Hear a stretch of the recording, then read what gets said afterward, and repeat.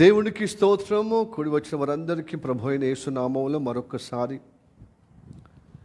వాక్య పరిచర్యకు ఆహ్వానిస్తూ అందరికీ వందనాలు. Praise the Lord. Hallelujah. Okay, ప్రస్తుతం ఉన్నటువంటి వాతావరణంలో మనము వాక్యం వినేదగిన విషయాలను ఒక్కసారి జ్ఞాపకం చేసుకుందాము. ఎహెజ్కేలు 38వ అధ్యాయం. ఎహెజ్కేలు 38వ అధ్యాయము.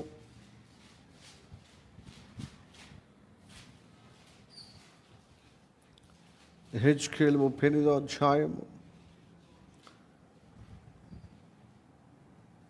14వ వచనం. నా జనమగు అని కాడి నుంచి చదవాలి. రెండో లైన్, నా జనమగు. చదవండి.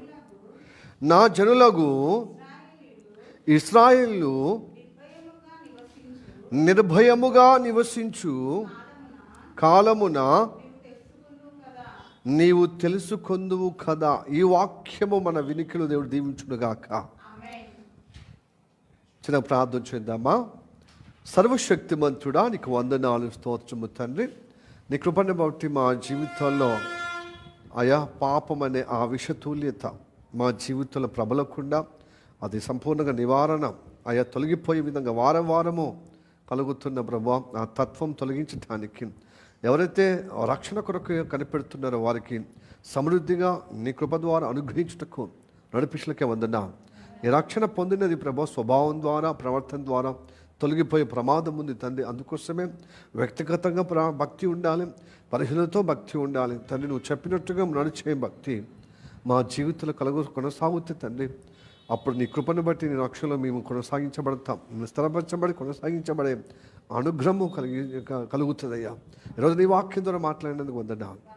అందుకోసం ప్రభా అట్టి అనుగ్రహము కలగజేసి నీ నామాన్ని గణపొచ్చే విధంగా అయా మా కానుకలు కూడా ప్రభా స్తుతి ఆరాధనతో పాటు కానుకలు కూడా అంగీకరించి నీ కృప ద్వారా మమ్మల్ని ఆశ్రయించామని నమ్ముచున్నాం. ఇప్పుడు ప్రస్తుత కాలంలో లోకంలో చాలా ప్రభా స్తోత్రం తన సంఘర్షణ, యుద్ధ బీభత్సముతో అయా గల్ఫ్ దేశంలో ఒత్తిడికి పోతున్న ప్రభా ఆ పరిస్థితిని మరొకసారి నీ వాక్యంగా నీ పరిశుద్ధాత్మ ద్వారా మాకు తెలియజేయమని ప్రార్థన చేస్తున్నాం. ప్రభు నీ సేవకుని మరుగుపరుచుకుని అభిషేకం ద్వారా మా అందరితో మరొకసారి ప్రభు వాక్యానుగుణంగా ఆ ప్రత్యక్షత మాకు కలగచేయమని, మాకు స్థిరపరచమని, ఈ నామాన్ని మరింతగా గణపరిచే విధంగా స్థిరంగా గొప్పగా ప్రభు ధైర్యంగా నిబ్బరంగా ప్రభు ముందుకు సాగుటకు సహాయం చేయటకు మాట్లాడమని యేసయ్య నామములో అడుగుచున్నాము పరమ తండ్రి. ఆమేన్, ఆమేన్, ఆమేన్. ప్రియ దేవుని బిడ్డలారా, ఎహెజ్కేలు ప్రవక్త, ఈ ప్రధాన యాజకుడైనటువంటి ప్రవక్త బబులోనులో ఉన్నప్పుడు, చెరపట్టబడినప్పుడు యూదులు అక్కడ ప్రవచించిన వాక్యమే. అప్పుడెప్పుడో క్రీస్తు పూర్వము 500 సంవత్సరాల సమయంలో ప్రవచించిన వాక్యం ఇప్పుడు అది మనము చూస్తున్నాం, ఇంకా చూడబోతున్నాం. మన కళ్ళలో కనబడుతుంది, మనకు ఎదురుగా కనబడుతుంది, మనకు వినబడుతుంది, వీక్షిస్తున్నాము, మరి వింటున్నాము, మనకు ప్రత్యక్ష అవుతుంది. రానున్న కాలంలో సంపూర్ణంగా ఈ అధ్యాయం మొత్తము నెరవేర్పుగా మనం చూడబోతున్నాము. మన తరములో వితిన్ కొన్ని సంవత్సరాల వ్యవధిలో మనం చూడబోతున్నాం. కనుక ప్రియ దేవుని బిడ్డలారా, ఈ వాక్యాన్ని మూలవాక్యం చదివినప్పుడు, ఇదివరకైతే ఈ వాక్యాలను ధ్యానించినప్పుడు మీకు తెలుస్తుంది, మీకు వచ్చే అవగాహన కలిగి ఉన్నారని నమ్ముచున్నాం. ఒకవేళ కలగలేకున్నా పర్వాలేదు, మర్చిపోయినా, లేకపోతే కొత్తగా ఇప్పుడే వింటున్న వారైతే గమనించండి, దేవుడు ఎప్పుడో ప్రవచించినది అది తూచా తప్పకుండా నెరవేర్పుగా దేవుడు చేస్తాడు. ప్రియ దేవుడులారా, ఈ లోకము రకరకాల రాజకీయ సిద్ధాంతాల ప్రకారం చూస్తే లెక్క కుదరదు, ఒక ముగింపు కుదరదు, ఒక ప్రారంభము, ఒక ముగింపు మనకు కనబడదు. అగమ్య గోచరమే. లేకపోతే మతపరంగా చూసినా అగమ్య గోచరమే. ఏ మతము, హిందూ మతమైనా, అలాగనే ప్లస్ ఇస్లాం మతమైనా, ఏ మతమైనా, ఏ కులము కోణంతో చూసినా, మత కోణంతో చూసినా, రాజకీయ కోణంతో చూసినా, లేకపోతే తత్వజ్ఞానులు ఈ నాస్తిక జ్ఞానముతో చూసినా, ఖగోళ శాస్త్రంగా వైద్య శాస్త్రంగా లేక సిద్ధాంత అంటే సిద్ధాంత ప్రకారంగా ఎటు చూసినా గోచరం కాదు, మనకు అవగాహన కలగదు, ఒక ప్రారంభ ముగింపు మనకు తెలియదు. బైబిల్ యొక్క వాక్యానుగుణంగా చూస్తేనే, బైబిల్ యొక్క బిబ్లికల్గా కోణంలో చూస్తేనే, బైబిల్ యొక్క వాక్య కోణంలో చూస్తేనే మనకు ప్రారంభమో అంతమో మనకు కనబడుతుంది. ఇది తెలియక చాలామంది ఆగమాగ జగన్నాథంగా మనకు మొత్తము అంత కన్ఫ్యూజన్లో ఎలక్ట్రాన్ మీడియాలో చూపిస్తున్నారు, చర్చ వేదిక చూపిస్తున్నారు, ఎవరెవరో పండితులు, పామరులని, విద్వాంసులని, తత్వవేత్తలు, తత్వజ్ఞానులు, చాలా రకాలుగా మత జ్ఞానులు చర్చ వేదిక చేస్తున్నారు. కానీ ఒక్కడికొకటి అంతు చిక్కదు, హద్దు లేకుండా మాట్లాడుతున్నారు. అది ఇజ్రాయెల్ను తప్పుపట్టే విధంగా, అలాగనే ఈ అమెరికా దేశం తప్పుపట్టే విధంగా మాట్లాడుతూ ఉన్నారు. దేవుడు అనుమతించకపోతే ఈ ఇరు దేశాలు ఒకటై ఈ యొక్క ఇరాన్ మీద పడటానికి ఉండదు. దేవుడు అనుమతిస్తున్నాడు. మరి దేవుడు అనుమతించేది అది దేవుని చిత్తమా, దేవుడికి అనుకూలమా, అది ప్రతికూలమా? అలా చేయడం వల్ల మరి దేవుడికి ఇది దేవుని ప్రణాళికలో ఉందా అనేది బైబిల్ కోణములోనే, దేవుని వాక్య కోణములోనే. ఎందుకంటే ఇది పరిశుద్ధ గ్రంథము, దేవుడిచ్చిన పరిశుద్ధాత్మ ద్వారా ప్రేరేపణ ద్వారా రాయబడిన పరిశుద్ధ గ్రంథం. ఇది మనిషి హెచ్చల వల్ల కలిగినది కాదు. ఈ వాక్యం, ఈ ప్రవచన వాక్యము, చెప్పిన వాక్యం దేవుడే స్వయంగా తన భక్తులకు పరిశుద్ధాత్మ ద్వారా ప్రేరేపణతో ఇది ఈ గ్రంథము, ఈ ప్రవచన వాక్యం మనకు లభించిందని గ్రహించండి. హల్లెలూయా. ఈ బైబిల్ దూషించిన వాడు దాడు దూషణ పాలవుతాడు. ఈ బైబిల్ తప్పుపట్టిన వాడు తప్పుల పడిపోతాడు. ఈ బైబిల్ను చిన్న చూపు చూసిన వాడు చిన్నగా ఈ లోకంలో కనుమరుగైపోతాడు.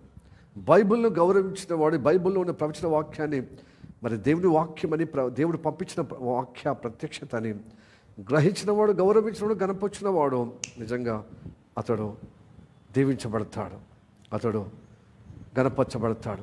హల్లెలూయా. Praise the lord.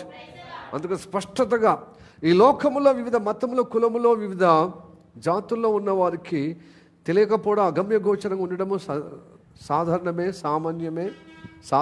విషయమే. కానీ దేవుని బిడ్డలకు ఇది ప్రత్యక్షతగా ఉండకుండా అగమ్య గోచరంగా ఉంటే నిజంగా నువ్వు ఫూలిష్, నీ అంత దౌర్భాగ్యుడు ఎవరూ లేరు. సంఖలో పిల్లను పట్టుకొని పిల్లను సంఖలో వేసుకొని ఊరంతా తిరిగినట్టుంటుంది అనమాట. బైబిల్లో నీ చంకన ఉండి, బైబిల్లో నీ చేతిలో ఉండి, ఈ లోకమంతా కన్ఫ్యూజన్లో కన్ఫ్యూజన్లో ఉంటే, అగమ్య గోచరంగా ఉంటే, అర్థవంతము కాకపోతే, అర్థము పరమార్థము లేకపోతే జీవితం వేస్ట్. ఏసై నమ్ముకోవడం వేస్ట్ అండి. ఏసై నమ్ముకోవడము వేస్ట్. హల్లెలూయా.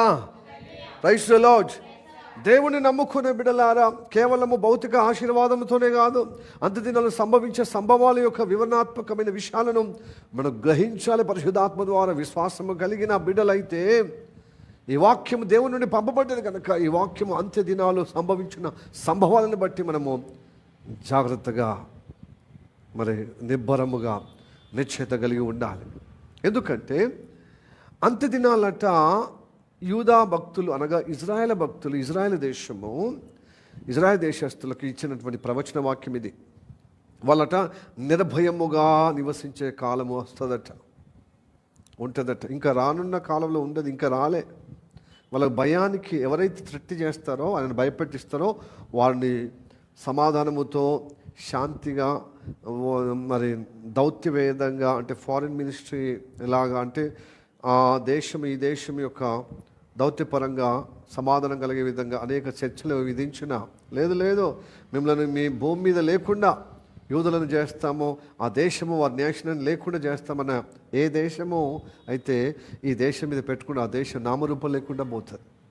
ఆ దేశమే ఖరాబ్ అవుతుంది, ధ్వంసం అవుతుంది, ఎక్కడ కాకుండా ఛిద్రమైపోతుంది.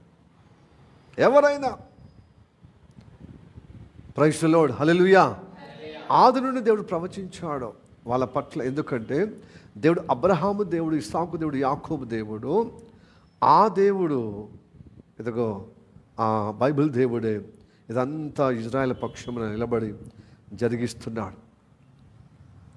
ఎలా జరిగిస్తున్నాడంటే ఆ దేశాన్ని దేవుడు ఏర్పరచుకొని ఆ దేశం నుండి ఆ యూదా గోత్రం నుంచి యేసుప్రభు జన్మించి లోకరక్షణ జన్మించి ఈ లోకము నలుదిక్కుల నుండి ప్రపంచాన్ని రక్షించడానికి ఆయన దాన్ని ఒక హెలిప్యాడ్గా, ఏరోప్లేను, ఒక హెలికాప్టరు దిగబడిన అంటే దిగే చోటుని ఏమంటారు? హెలిప్యాడ్ అంటారు. ఆ హెలిప్యాడ్ లాగా వాళ్ళను దేవుడు ఏర్పరచుకున్నాడు. ఎందుకంటే ఆ పరమున దేవుడు మనిషిగా అవతరించుటకు ఒక భూభాగాన్ని, ఒక జనాంగాన్ని, ఒక జాతిని ఏర్పరచుకున్నాడు. ఆ జాతులు జన్మించి సకల జాతులను రక్షించుటకు ఆయన ఒక ప్రత్యేకమైన ఒక ప్రణాళిక కలిగి ఉన్నాడు. హల్లెలూయా. అందుకోసం యేసయ్య నమ్మిన బిడ్డలందరూ యూదులను ప్రేమిస్తారు, యూదులకు అభిమానం ఉంటుంది, యూదులను. ఎందుకంటే యూదా నుంచే రక్షణ వచ్చింది, యూదా గోత్రం నుంచి యేసుప్రభు రక్షణ పొంది.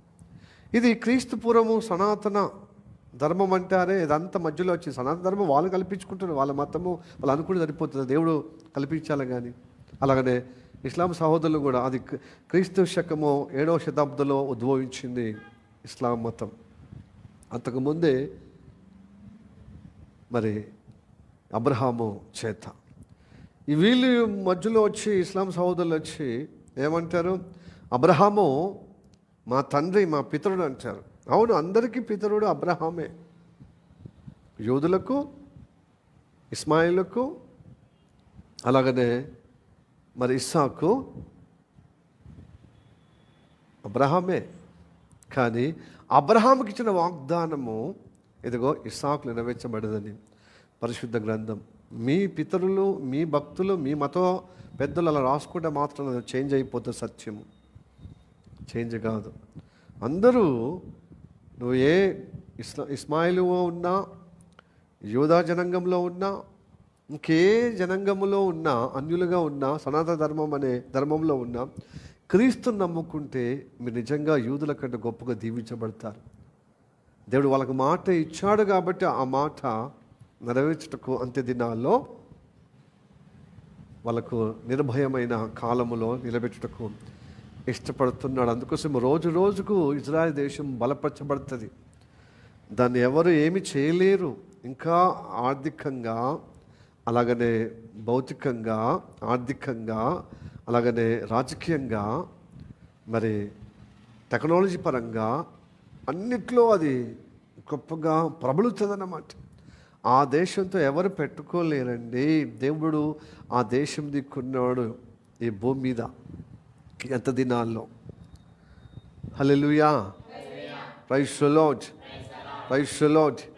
ఈ సత్యాన్ని నమ్మిన నమ్మకున్న ఇది జరుగుతుంది, ఇది జరిగే తీరుతుంది. అయితే మరి ఇజ్రాయెల్ ప్రజలు అనగా ఆ ఇజ్రాయెల్ ప్రజలే ఆ గోత్రములో యూదా గోత్రముగా గొప్పగా దీవించబడ్డది కాబట్టి ఇజ్రాయెల్ మొత్తం యూదుగా మారిపోయింది. యూదులు అంటేనే ఇజ్రాయెల్, ఇజ్రాయెల్ అంటేనే, ఎందుకంటే అందులో యేసు ప్రభు జన్మించాడు కనుక ఆ గోత్రాన్ని దేవుడు ప్రసిద్ధిగా గాయించాడు అనమాట. దేవుడి వాక్యము ప్రవచనాలు ఎక్కువ ఆ గోత్రములు నెరవేర్చబడ్డాయి కనుక ఆ నెరవేర్పగలిగిన స్వరూపుడే, సాక్షాత్తు దేవుడే, ఆ వాక్య సారమే, ఆ ప్రవచనకర్తనే మనిషి కుమారుడుగా జన్మించాడు కాబట్టి, ఆ గోత్రములు జన్మించాడు కాబట్టి ఆ గోత్రానికి అంత ఘనత వచ్చేసింది. అన్ని గోత్రాల కంటే యూదా గోత్ర గొప్పగా దీవించబడి ఘనంగా ఎంచబడినప్పటికీ, గొప్పగా దీవించబడినప్పటికీ యేసు ప్రభువుని సొంత రక్షకుడిగా అంగీకరించలేని కారణాన్ని బట్టి యేసు ప్రభువు తన సొంత వాళ్ళు యూదులే, యూదా మత పెద్దలే, ఆ మత పెద్దల యొక్క బోధల ద్వారా విన్నటువంటి ఆ మత ఛాందసవాదులే యేసయ్యను పట్టణ పెట్టుకున్న, అంటే సిలువకు అప్పచెప్పారు కనుక ఆ సిలువకు అప్పచెప్పినప్పుడు అలనాడు రోమా సామ్రాజ్యం నాడు ఆ గవర్నర్ అని పిలాత్ ఇతడు ఎంక్వైరీ చేస్తే, విచారణ చేస్తే ఇతడు ఏ తప్పిదమో చేయలేదు, కానీ మీ మతానికి తప్పిదము, మా మోషే గ్రంథానికి వ్యతిరేకంగా చెప్పుచున్నాడు అని మీరు అంటున్నారే, ఆయన మాటల్లో కానీ నడువల్లో కానీ ఏ తప్పిదం కనబడతలేదు, ఇతడు నిర్దోషి. సో మీరు ఒక అపోహ పడుతున్నారు కాబట్టి మీ శాంతి, మీ హృదయానికి నెమ్మది కలుగుటకు, మీ సంతృప్తి కొరకు కొడ దెబ్బలతో కొట్టి ఇదిగో వదిలిపెడుతున్నాను ఈ పస్కా బలి సందర్భంగా అంటే, లేదు అతన్ని సిలువేయండి, బరబ్బాను బండిపోటు దొంగను బరబ్బాను వదిలిపెట్టండి. మరి ఇతని మరి నిర్దోషి యొక్క రక్తము ద్వారా నేను అపరాధిని కావద్దు అంటే ఆ దోషం మా మీద మా పిల్లల మీద ఉండునుగా కన్నారు. ఎవరన్నారు? యూదులు మాట జారీరు. కాబట్టి వాళ్ళు అప్పటి నుండి వాళ్ళు చెదిరిపోయారు. నలుదిక్కులో చెదిరిపోయారు. వారి యొక్క భూభాగం అంతా అరణ్యం అయిపోయిందన్నమాట.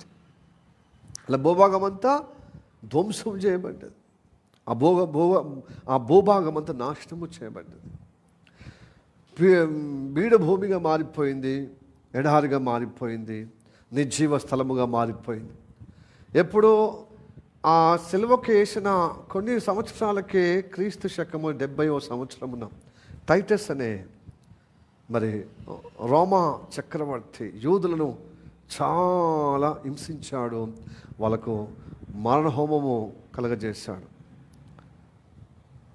చాలా గొప్ప రణరంగము చేశాడు యూదులంటే చంపటానికి. యూదులు అంటే గిట్టకుండా వాళ్ళందరినీ హతమార్చాడు. వాళ్ళు అప్పుడు స్టార్ట్ అయిందని మనం వాళ్ళు చెదిరిపోవటానికి. చెదిరిపోయి 4 దిక్కులు చెదిరిపోయి చెట్టకు పుట్టకు. ఆ చెదిరిపోయిన యూదులు ఎవరి మీద వారికి అలాంటి దుస్థితి ఎందుకు వచ్చింది? ఒక నిరపరాధిని అపరాధిగా చిత్రించి మా మతానికి, మా మోషే ధర్మశాస్త్ర వాక్యానికి విరుద్ధం. అసలు మోషే ధర్మశాస్త్రము ఇచ్చినదే ఆయన స్వరూపమే, గ్రహించలేదు. వారికి హృదయ సున్నతి లేదు, మనోనేత్రాలు వెలిగించబడి మతముతో దేని బిడ్డలను మతముతో చంపుకునేవారు,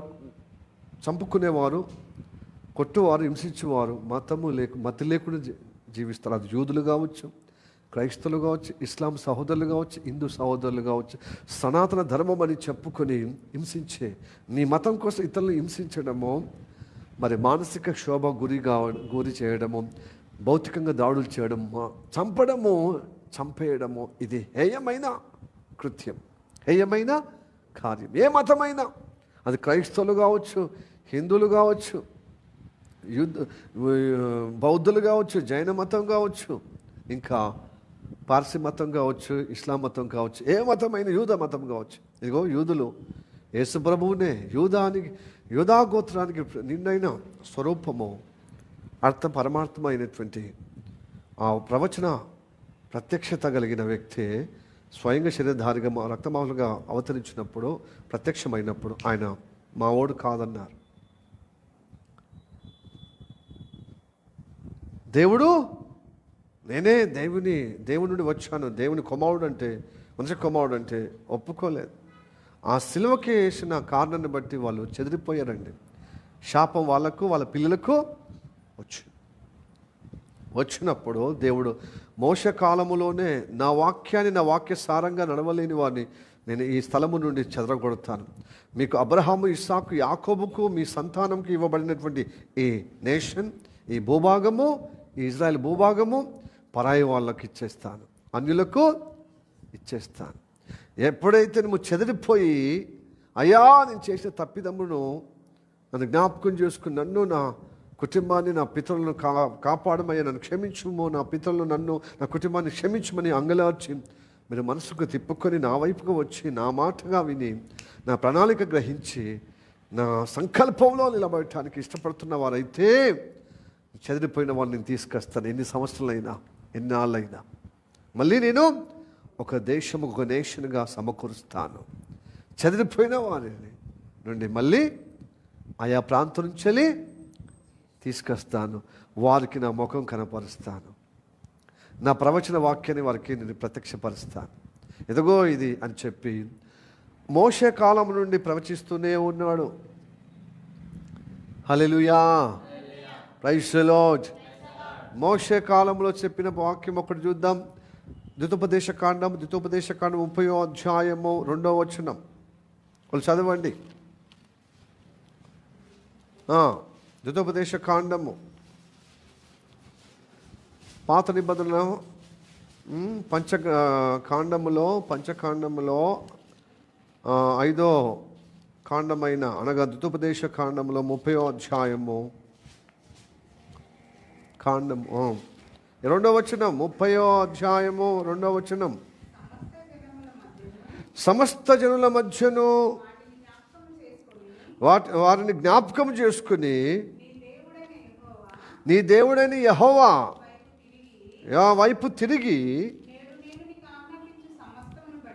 నేడు మీకు ఆజ్ఞాపించిన సమస్తాన్ని బట్టి నీ పూర్ణ హృదయముతోను నీ పూర్ణ ఆత్మతోను ఆయన మాట నీవును నీ సంతతి వారును వినినెడల నీ దేవుడని యెహోవా చెరలోని ఏ చెర పట్టబడ్డారో, ఏ దేశము నుంచి మీరు పారిపోయిన చెరగా అంటే దాసులుగా అయిపోయారో, చెర పట్టబడ్డారో, చెర కొనిపోబడ్డారో, చెదిరిపోయారో, అక్కడి నుండి చెదిరిపోయిన వారిని చెర అంటారు. ఆ చెదిరిపోయిన ఆ చెరలో ఉన్న మిమ్మల్ని అందరినీ తిరిగి రప్పిస్తాను. ఎక్కడ రప్పిస్తాను? అబ్రహాముకి, ఇస్సాకు, యాకోబుకి ఇచ్చిన ఏ కానాను దేశమైతే వాగ్దాన స్థలంగా ఇస్తానన్నాడే, ఆ ఇజ్రాయేల్ ప్రజలు నివాసం ఉండే స్థలాన్ని, ఆ యూదులు నివసించే స్థలాన్ని నేను ఇస్తానన్నాడు, నేషన్గా ఇస్తానన్నాడే, ఆడికి రప్పిస్తానన్నాడు, ఆడికి తీసుకొస్తానన్నాడా. మిమ్మల్ని కరుణించి మీ దేవుడని యెహోవా ఏ ప్రజల్లోని దేవుడు చెదరగొట్టిన మిమ్మలను వారిలో నుండి తానే మిమ్మల్ని అందరినీ సమకూర్చి రప్పించును. ప్రైజ్ లార్డ్, హల్లెలూయా. రప్పించి దినదినము స్థిరపరుస్తానన్నాడు. అట్లాగా 19 సంవత్సరాలు అలా చెదిరిపోయిన వారు ఏ జాతి వాళ్ళు లేరు, ఏ దేశం వాళ్ళు లేరు. ఈ ఇజ్రాయెల్ దేశమే, ఈ యూదా జాతి వాళ్ళే. వాళ్ళ యొక్క గ్రంథము చెదిరిపోలే, దేవుడు ఇచ్చిన వాగ్దానం చెదిరిపోలే, ప్రవచనము అర్థం కాలే, వారు లోకులు కలిసిపోలేదండి. దేవుడు ఏర్పరచుకునే జనాంగము ఏ జాతినైతే ఏర్పరచుకున్నాడో చివరి వరకు ఆ జాతి నిలిపాడు దేవుడు. వారి పశ్చాత్తాపంతో వారి దేవుని వైపు తిరిగి మారుమనసు పొందుకొని, నీ ప్రవచన వాక్యాలు నిజమైనవి తండ్రి, మా అబ్రహాము దేవ, ఇస్సాకు దేవా, మా దేవా, మా పితరుల దేవా, మాకు ఇచ్చిన దేశానికి, మా తండ్రికి ఇచ్చిన దేశానికి, మా పితరులకు ఇచ్చిన దేశానికి మేము తిరిగి రావటానికి మనసుందయ్యా అన్నప్పుడు తిరిగి రప్పించి ఆ ప్రవచన వాక్యం నెరవేరుస్తున్నాడు. రాజకీయంగా, ఆర్థికంగా, ఇంకేదైనా చేసేది అది తర్వాత రాజకీయ విషయం అది. కానీ ఇది దేవుడు ఇచ్చిన ఆధ్యాత్మిక ప్రపంచంలో ప్రవచన వాక్య ప్రత్యక్షతలో ఇది దేవుడు నెరవేర్చుటకే ఉంది. దేవుని యొక్క కోణములో, బైబిల్ దృక్కోణముతో అనగా బైబిల్ యొక్క కోణముతో చూస్తేనే ఈ ప్రపంచం యొక్క నడవడి మీకు ప్రత్యేకమవుతుంది. ఈ వెలుగును చీకటి అనను, చీకటిని వెలుగు అన్నారు. ఇప్పుడు అంతా ఉల్టా పల్టా అన్నమాట. చీకటిని వెలుగులు అంటారు, వెలుగునే చీకటి అంటున్నారు. యూదులను తప్పుపడుతున్నారు. అవును, తప్పే. వాళ్ళు చెదిరిపోయారు, మళ్ళీ రావడం. కానీ దేవుడు ఇచ్చిన వాగ్దానం అది. నువ్వు కాదనలేటానికి, నేను కాదనడానికి లేదు. వారి పక్షంలో దేవుడు ఉన్నాడు. వారికి మనసు తిరిగినప్పుడు దేవుడు రప్పిస్తా అని చెప్పాడు. చదవండి, హెజ్కేలు 38వ అధ్యాయము 17వ వచనం. ఈ ప్రవచన వాక్యము నెరవేర్చుటకే 17 ప్రభువు యెహోవా సెలవిచ్చినది ఏమనగా, నేను వారి మీదికి అనగా ఈ శత్రు దేశాన్ని వీరి నిర్భయముగా నివసించే కాలంలో రప్పించుతానని పూర్వమందు ఏటేటా ప్రవచించి వచ్చిన ఇజ్రాయేల్ యొక్క ప్రవక్తలైన నా సేవకుల ద్వారా నేను సెలవిచ్చిన మాట నిన్ను గూర్చి, అంటే ఈ యొక్క యూదా గూర్చియే కదా. యూదా గూర్చియే ప్రవచించాడు దేవుడు. పౌరం నుండి, యూదుల నుండి యూదా ప్రవక్తలు ప్రవచించాడు. అది నెరవేర్చబడటానికి జరుగుతుంది. అయితే ఆ యూదా ప్రవక్తలే యేసు ప్రభువు దైవ కుమారుడు జన్మిస్తాడని చెప్పినది గ్రహించలేదు. భౌతిక మనసు కలిగి కులమని, మతం అనే చాందర్శంలో పడిపోయి భౌతిక మనసు కలిగి ఆధ్యాత్మిక కళ్ళు మూసుకుపోయింది. ఆ నిజమైన ప్రవచనకర్తనే వచ్చినప్పుడు గ్రహించలేదు, రక్తమాంసలు కలిగి వచ్చినప్పుడు గ్రహించలేదు. వారు ఊహ అనుకున్నారు, వాళ్ళు ఊహించింది ఏంటంటే పెద్ద పెద్ద డబ్బున్న కుటుంబంలో పడుతాడు శ్రీమంతుడిగా. కానీ ఒక పశువుల పాకులు జన్మించాడు, అది కూడా యూదా గోత్రంలో జన్మించాడు, కానీ ఒక పేదవారి కుటుంబంలో జన్మించాడు అని చెప్పి వీరు డబ్బుతో మతముతో మదమెక్కి అనగా కళ్ళు మూసుకుపోయి అతన్ని వ్యభిచారుడు అని చెప్పి అతన్ని ఘోరంగా, వీళ్ళు వ్యభిచారులై వాళ్ళు అంటే నిజదేవుణ్ణి కలిగిన వారు పరిశుద్ధులు, ఆయన మాటను గ్రహించిన వారు. ఆయన మాట గ్రహించకుండా వేరొక దేవుణ్ణి వేరొక రూపమును చేసుకొని మనుషులు కల్పించిన రూపంలో ఆ విగ్రహంలో ఆ శక్తికి సేవిస్తే వ్యభిచారులు అంటున్నారు. ఆధ్యాత్మికంగా వ్యభిచారులు, అపవిత్రులు అన్నమాట. అపవిత్రులుగా వీళ్ళు మూసుకపోయి ఆ పవిత్రుడైన యేసయ్య మీద నేరం మోపి అతనికి సిలువ వేసినప్పుడు వీళ్ళకి దుర్గతి, ఈ దుస్థితి వచ్చింది. అయితే దేవుడు మాట ఇచ్చిండు కదా సమకూరుస్తానని. మాట ఇచ్చినప్పుడు నా కుమారుడిని నువ్వు ఇచ్చినప్పుడు నేను ముఖం చాటేశాను, నేను ముఖము చాటేశాను. ఇప్పుడు నా మాట ఎప్పుడైతే విని మళ్ళీ మనసు తిప్పుకొని నేను ఇచ్చిన వాగ్దానం ప్రకారంగా మళ్ళీ ఈ స్థలానికి వస్తారో, అబ్రహాము, ఇస్సాకు, యాకోబు లాంటి భక్తి చేయుటకు ఇష్టపడతారో వారిని కరుణించిన దేవుడు మిమ్మల్ని కరుణించి వారికి ఇచ్చిన సంతతి ఏమైందని వాగ్దానంతో ఇక్కడ నడిపిస్తానని స్థిరపరచాలని అన్నాడో ఆ వాగ్దానము జ్ఞాపకం చేసుకుని మిమ్మల్ని స్థిరపరచుటకు ఆయా ప్రాంతం నుంచి మిమ్మల్ని సమకూర్చుకొని పరిశుద్ధపరచుకొని నేను ఇంకా ముఖం చాటేయకుండా మీ ముఖ దర్శనములోనే నా ముఖ దర్శనంలో మీరు నిలబెడతానని చెప్పాడు. చదవండి యెహెజ్కేలు 39వ అధ్యాయము 26వ వచనం నుంచి చదువుదాం. వారు నా ఎడల తాము చూపిన విశ్వాసఘాతకమును తమ అవమానమును తాము భరించెదరు, తాము భరించుదురు. నేను అన్యజనుల అందరిలో నుండి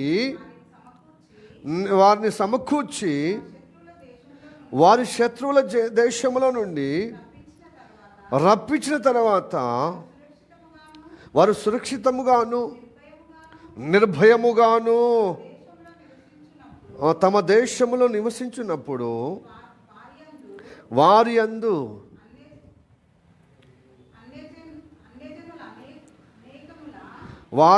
అన్యజనముల అనేకముల ఎదుట వారి ద్వారా నేను పరిశుద్ధపరచుకుందును. అన్యజనులలోనికి వారిని చెరగా పంపి వారిలో ఎవరిని ఇంకనూ ఇబ్బంది ఉండనీయక తమ దేశమునకు వారిని సమకూర్చిన సంగతిని బట్టి నేను తమ దేవుడైన యెహోవానై ఉన్నానని వారు తెలుసుకొందురు.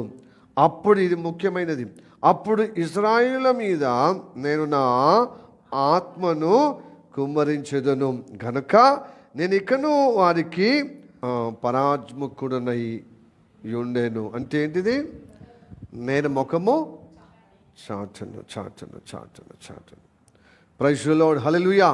ఇక ముఖం చాటేను. నేను ముఖ దర్శనంలో నా ముఖ దర్శనం ఎప్పుడూ నేను నిలుపుకుంటాను. నేను ఎక్కడైతే అబ్రహాము, ఇస్సాకు, యాకోబు యొక్క వాగ్దానములో నేను నిలబెట్టానో ఆ స్థలములో అక్కడ వాళ్ళని స్థిరపరుస్తాను. ఆ స్థిరపరచబట్టకే యోధులు అక్కడ సమకూర్చబడుతారు రోజు రోజుకు. అయితే ఇది వరకు మతముగా మరి అక్కడ నివాసం ఉన్నవారు మెల్లమెల్లగా అక్కడికి వచ్చారు. ఫస్ట్ వాళ్ళు ఎక్కడున్నా దేశంలో ఎక్కడున్నా వాళ్ళ మతాన్ని బట్టి వాళ్ళ కులాన్ని బట్టి మమ్మల్ని ద్వేషిస్తున్నారు, మమ్మల్ని హింసిస్తున్నారు. మాకు ప్రాధాన్యతగా ప్రాధాన్యతగా మాకు ప్రాధాన్యత ఇస్తలేరు, కల్పిస్తలేరు.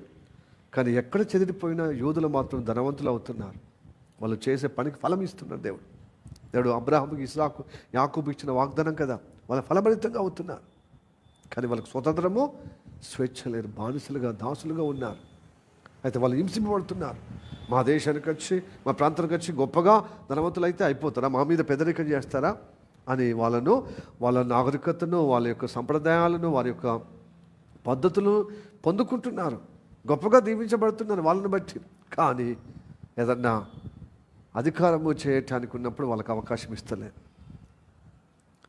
కాబట్టి వాళ్ళకు జియోనిస్ట్ అనే ఒక మూమెంట్ తీసుకున్నారు. లేదు, మాకంటూ ఒక స్వతంత్రం కావాలి, మాకు ఇప్పుడు బుద్ధి వచ్చింది, మా ప్రాంతం మేము వెళ్తాం, మాకంటూ ఒక దేశం అని వెళ్తున్నప్పుడు అక్కడ రాణిస్తారా? రానియరు. అప్పుడు ఏం చేసి తెలుసా, అక్కడున్న స్థలాలు, ఇప్పుడు ధనవంతులు కదా, అక్కడున్నటువంటి భూభాగంలో అక్కడ పెద్ద పెద్ద మరి పాలస్తీనా నివాసం ఉన్నటువంటి అక్కడ షేకులు, అరబులు షేకుల దగ్గర పొలాలు కొంటారు, భూములను కొంటారు. వీళ్ళకి డబ్బు ఉంది, వాళ్ళు అక్కడ కొని అమ్మటానికి వాళ్ళకున్నాయి, ఇంకా వాళ్ళు డబ్బు గాడించడానికి మెల్లగా భూభాగంలో కొంటున్నారు, యూదులు ఎక్కువ అవుతున్నారు. అప్పుడు తెలిసిందన్నమాట. ఫస్ట్ స్టార్టింగ్లో వాళ్ళకి అర్థం కాలే, వ్యాపారం కోసం వచ్చారు. మెల్లమెల్ల అక్కడ వ్యవసాయం చేయడానికి వాళ్ళు ఏం చేసినా పట్టిందల్లా బంగారం అయిపోతుంది. మెల్లగా పని వాళ్ళుగా స్టార్ట్ అయ్యి ఆ పనుల ఓనర్లు అయిపోతున్నారు అనమాట, వాళ్ళ పనిని బట్టి. కాబట్టి అరబులు కిక్కుమల్లే, అరే వీరి పని, మన పనికి వాళ్ళ పనికి జమీన్ ఆస్మాన పరకు ఉంది. వాళ్ళ టెక్నాలజీ, వాళ్ళ యొక్క నైపుణ్యం, వాళ్ళ యొక్క ఉపాయాలు, వాళ్ళ యొక్క పనితనము, ఒక ప్రత్యేకత ఉంది. మనం చేస్తేనే మామూలుగా ఉంది, వాళ్ళు చేస్తే మాత్రం, వాళ్ళకి చేతి పడితే మాత్రం మన తోటలో, మన పొలంలో, మన స్థలంలో గొప్పగా అభివృద్ధి అవుతుంది. కాబట్టి ఆ అభివృద్ధి చెందుకుంటూనే వాళ్ళ స్థలాలు, పాపం వాళ్ళు కూడా ఉండాలి కదా చెప్పి వాళ్ళకి స్థలాలు మెల్లగా ఇంత వందల నుంచి వేలు మంది పోయి లక్షలు అయ్యారు. ఇప్పుడు 1 కోటి మంది. ఇప్పుడు హైదరాబాద్ జనాభా అంతా అయిపోయారు. హైదరాబాద్ సిటీ ట్రై సిటీ కదా, సైబరాబాద్, సికింద్రాబాద్, హైదరాబాద్, ఈ 3 ట్రై సిటీస్ ఈ 1,20,00,000 30,00,000 ఉన్నారు. అంత జనాభా ఇప్పుడు అయిపోయారు. ఆ జనాభా పెరిగిన కొద్దీ వీళ్ళకు ఇబ్బంది అవుతుంది. అక్కడి నుంచి స్టార్ట్ అయిందనమాట. పాలస్తీనా వాళ్ళకు, ఎవరికి? ఇజ్రాయెల్కి. ఇప్పుడు అది రాను ఏమైపోయిందంటే అరబ్బులకు ఇజ్రాయెల్కి అయిపోయింది, ఇస్లాం సహోదరులకు యూదులకు అయిపోయింది. అయితే ఇప్పుడు జరుగుతున్నటువంటి దేశాలు కొట్టుకుంటున్నాయి. ఇప్పుడు ఇరాన్ మీద వీళ్ళకి స్వతంత్రము 1948 సంవత్సరము మే 14న వచ్చింది. మనకు వచ్చిన సంవత్సరం తర్వాత వాళ్ళకి వచ్చింది స్వతంత్రం కదా. మనకు 47లో వచ్చింది కదా, వాళ్ళకి 48లో వచ్చింది. మనకు ఆగస్టు 15 అయితే వాళ్ళకు. అయితే ఇది బైబిల్ పండితులు, అభిషక్తులు చెబుతున్న మాట ఏంటంటే, బ్రిటిష్ పాలనలో అన్ని దేశాలు దాదాపు ఇంచుమించు అన్నిటినీ స్వాధీనపరుచుకొని బ్రిటిష్ పరిపాలన ఉన్నప్పుడు వాళ్ళు చాలా యుద్ధాలకు దౌర్జన్యముతోనే కదా ఆక్రమించుకుని పరిపాలించారు. వాళ్ళు రాను ఏమైతే సతికిల పడిపోయింది ఆర్థికంగా. అయితే యూదులే ధనవంతులు కాబట్టి వాళ్ళకి అప్పులు ఇవ్వడము చేసినప్పుడు ఆ దేశము వారు పరిపాలన, వాళ్ళ దేశం పరిపాలన బ్రిటిష్ వాళ్ళే పరిపాలిస్తున్నారు. వాళ్ళు పోతూ మాకు కూడా స్వతంత్రంగా మాకు ఒక భూభాగం కావాలి మాకంటే అరబులు ఒప్పుకుంటారా? పెద్ద లొల్ల అయిపోతుంది అని చెప్పి షరతులతో, కండిషన్లతో ఈ సమస్య ఐక్యరాజ్య సమితికి అప్పచెప్పి కొంత భూభాగం వాళ్ళు కొన్నారు. మరి వాళ్ళు ఉంటారని ఆ అండర్స్టాండింగ్తో వాళ్ళు ఆ అప్పు తీర్చలేకుండా ఆ అప్పుకు వీళ్ళు సెటిల్మెంట్ చేశారు. బ్రిటిష్ వాళ్ళు అప్పు తీసుకున్నాం కదా, మరి వడ్డీ కట్టాలి, ఏం చేయాలంటే తాకద్దు లేదు. అప్పటికే సతకిల పడిపోయి భారతదేశం నుంచి వెళ్ళి మిగతా దేశం నుంచి వెళ్ళిపోతుందన్నమాట దాని ప్రభావం. కాబట్టి వీళ్ళకు డబ్బులు వెనక ఇవ్వకుండా ఆ భూభాగమే ఏదో చూపించి వెళ్ళిపోతే అది ఐక్యరాజ్య సమితికి చూపించారనమాట. సో ఐక్యరాజ్య సమితి కండిషన్తోనే మెల్లగా వాళ్ళ జనాభా ఎక్కువైన కొద్దీ ఏమవుతుంది, అంతర్జాతీయ చట్టాలు ఉల్లంఘిస్తున్నారనే ఒక నెపము కలిగి పాలస్తీనా వాళ్లకు తోడుగా అరబ్బులు ఒకటైపోయి నిన్న మొన్న వచ్చిన వాళ్ళు వీళ్ళు పెద్దగా అయిపోతున్నారని చెప్పి ఏం చేశారు, యుద్ధానికి. ఇప్పుడు ఇస్లాము యూదులనే విధానం అయిపోయింది. అలా ప్రారంభంలో ఇంకా పసిగందు ఉన్నప్పుడే ఇంకా ఎదుగుతున్న సమయంలోనే ఈజిప్ట్ వాళ్ళు, లెబనాను, జోర్దాను, సౌదీ అరేబియా, సిరియా యుద్ధానికి వచ్చిన మన 6 దేశాలు అవలీలగా జయించి. ఎందుకంటే 10,000 మంది అప్పుడే ఉన్నారు. ఆ 10,000 మంది ఇన్ని దేశాలను కోట్లున్న మందిని గెలిచిరంటే ఈ ఒక్క విషయం కూడా బట్టి వాళ్ళకి అర్థం కావాలి.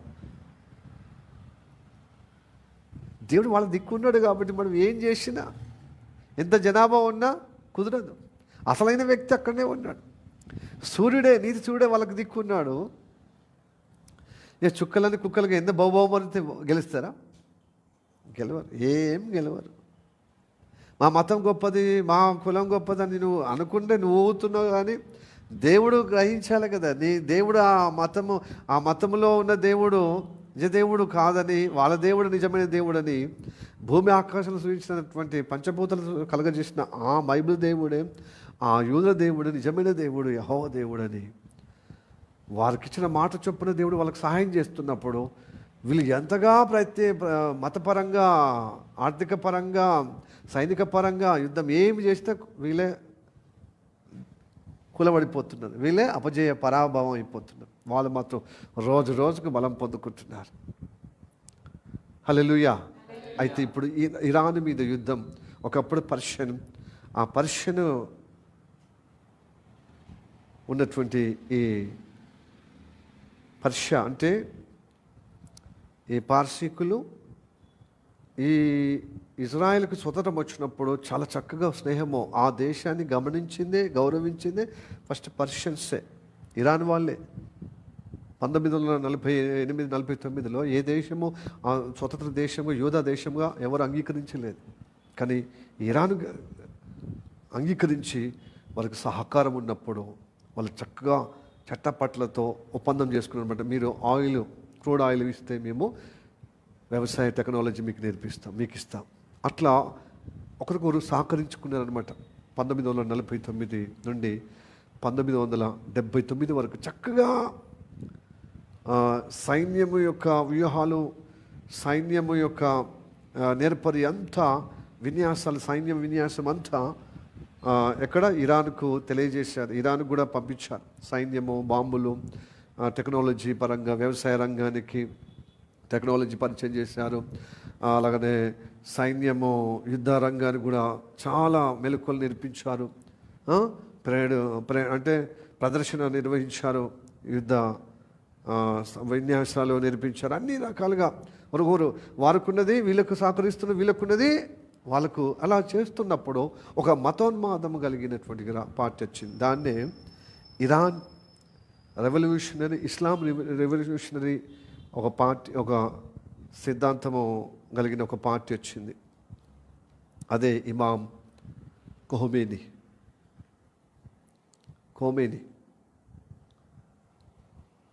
అతడు వచ్చి ఇస్లాం మతము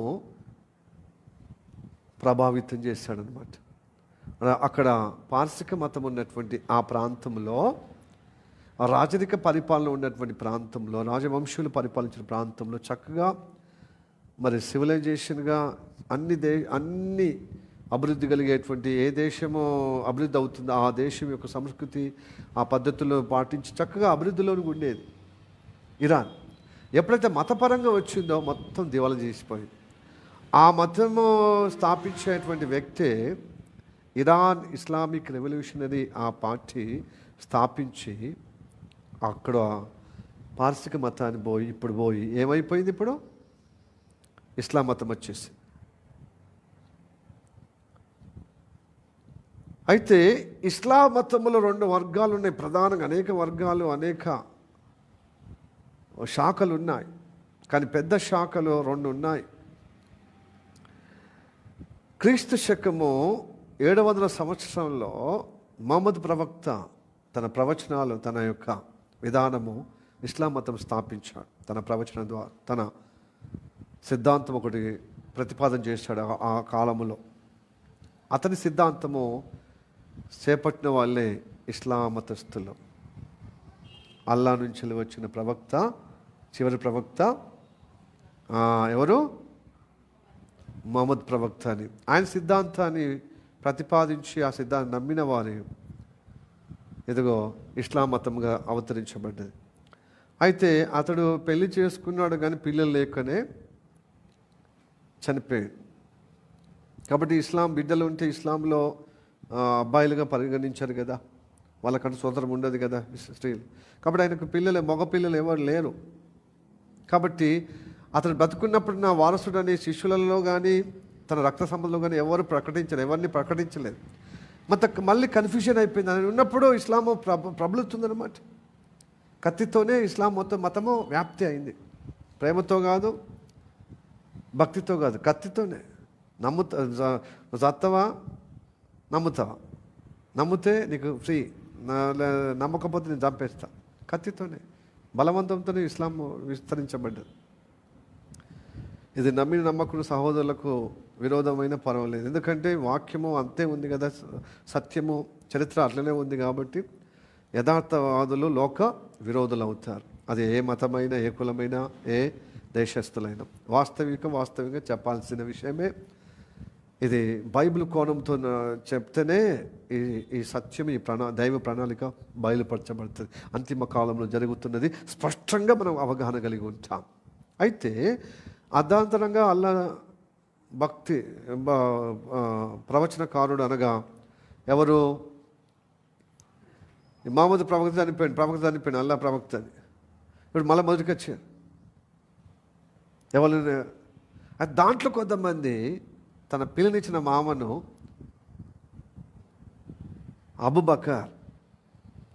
అబూబకర్ అక్కడ ఆ పేరుతోనే ఇప్పుడు అందరూ పెట్టుకుంటున్నారు. అబూబకర్ ఏం చేశాడు?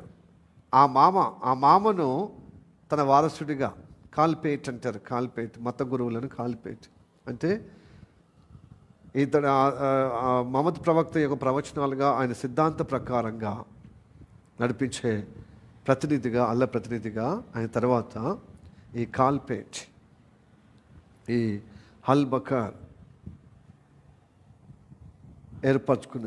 ఏర్పరచుకుంటూ కొంతమంది ఈ ఇస్లాం వర్గములు కాదు మేము ఒప్పుకోం అని. ఏమన్నా రక్త సంబంధ పిల్లనిచ్చిన మామ, ఆ మామ మనకు అది ప్రవక్త బదులుగా ఆయనను మత గురువు ఎలా మేము ఒప్పుకోమని వాళ్ళు విభేదించిన వారు ఏం చేశారు తెలుసా? తన మేనల్లుడిని అలీ ఆయన పేరు, మేనల్లుడి పేరు అలీని వారసుడిగా, గురువుగా చేసుకున్నారు. ఈ అల్లుడి యొక్క శాఖ ద్వారా ఏర్పరచబడింది షియా. ఈ మామ ద్వారా ఏర్పరచబడినటువంటి మత సిద్ధాంతమే సున్నీ. ఈ సున్నీ షియా తెగలు ఇస్లాములో ఉన్నాయి. దీంతోపాటు అనేక శాఖలు ఉన్నాయి, కానీ ఇవే ప్రధానమైనవి అన్నమాట. సున్నీ అనే వర్గములో ఉన్నవారు 100కి 85% ఉన్నారు. వీరే అగ్రగణ్య భాగము ఇస్లాములో. అయితే షియా 15% నుండి 20% వరకు ఈ షియా వాళ్ళనమాట. అలీ మేనల్లుడి యొక్క గురువు అంటే మత నాయకుడిగా. ఇట్లాగా రెండుగా వ్యత్యాసమైంది. ఆ కాలం నుండి ఈ మత గురువును అంగీకరించలేని వాళ్ళు అలీ శిష్యులు. ఈ అలీ శిష్యులు ఈ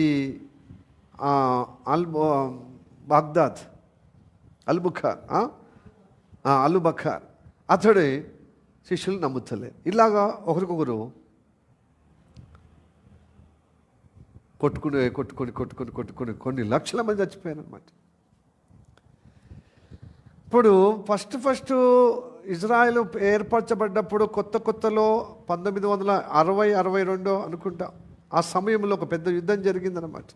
ఆ దేశాలు ఇప్పుడు ఎక్కువ సున్నీ వాళ్ళే ఉన్నారు. వాళ్ళు యుద్ధం చేసి వాళ్ళు దమ్దమ్ అయిపోయారు, అంటే ఆయాసం అయిపోయింది అనమాట. అది ఇప్పుడు షియా వర్గములో ఇప్పుడు ఇరాన్ వాళ్ళకు అంత వచ్చిందనమాట.